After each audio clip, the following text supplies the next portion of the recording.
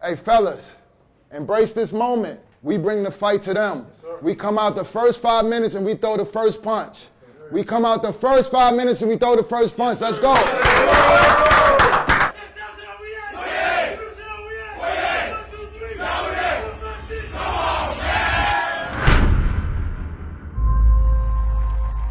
I never knew what basketball could do for a country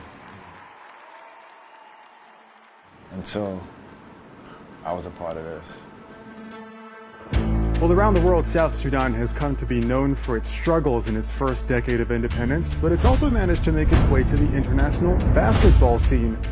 African basketball is different. You definitely have to teach mental toughness and then physicality. Teams were saying in the beginning that we weren't physical, we're not strong enough to keep up with the way basketball's played in Africa. People saying, oh, you guys play fast, you play fast. And I said, why not? Basketball World Cup. Oh, fire, so much emotion. We don't have just one guy. If someone doesn't have a good night, best believe that it's 5 other guys that are capable of having, one of those type of nights. Don't get comfortable. Strive for greatness. Keep on competing. 20 more minutes, we close this thing out. And stay together. Stay the course. We're competing for the top spot to qualify for the World Cup. For people here, it's the first time ever that a team might go to the World Cup. They've seen their team beat Egypt, Congo, Tunisia. They've never seen it. In such a short period of time, we were able to go from 40-something to being the #1 team in Africa.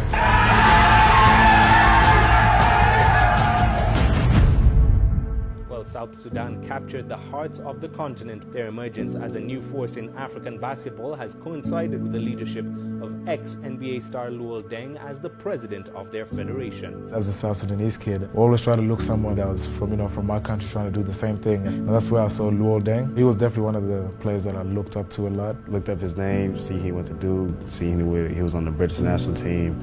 I was like, wow, I gotta figure out a way to be like him. It's one thing for people to say, what they do for where they're from, but he's doing it for a country.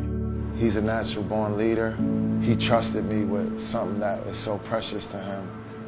To hear these guys' stories of going to refugee camps and displaced from their family, I couldn't imagine living that.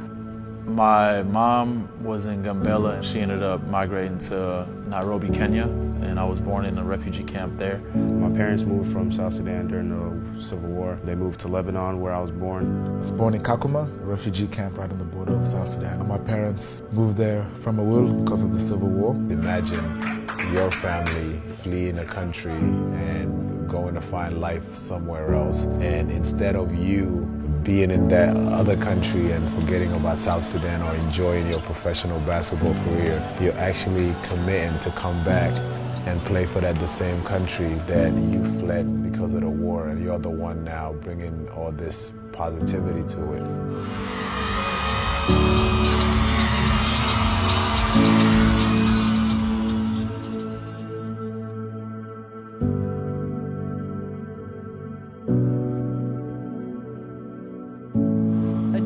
Is born. The symbol of sovereignty and identity flies for the first time. They celebrate their long-awaited independence, marked by 2 civil wars over 5 decades and countless lives lost.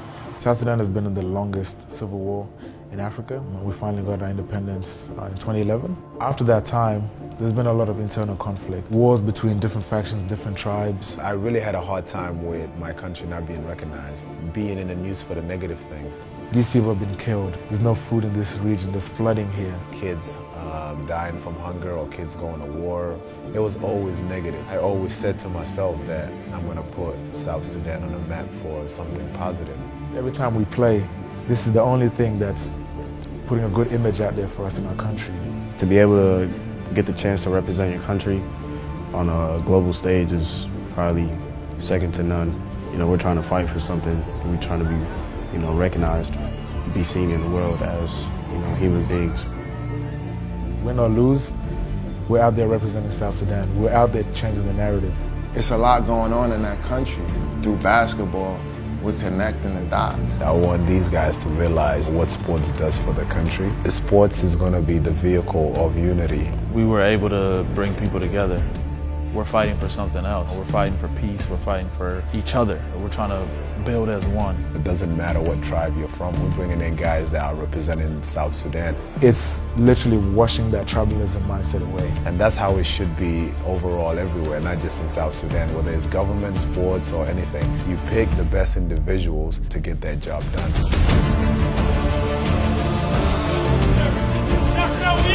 It just shows an example of why we should all work together. This is something deeper and more meaningful than just basketball. It's a way to build the nation up and bring the people together. In order for this country to move forward, they're at their best when they come together. So we're just going to keep on pushing the envelope and keep on being the messengers for this young nation. Unbelievable, folks. South Sudan, one tough team. Come on,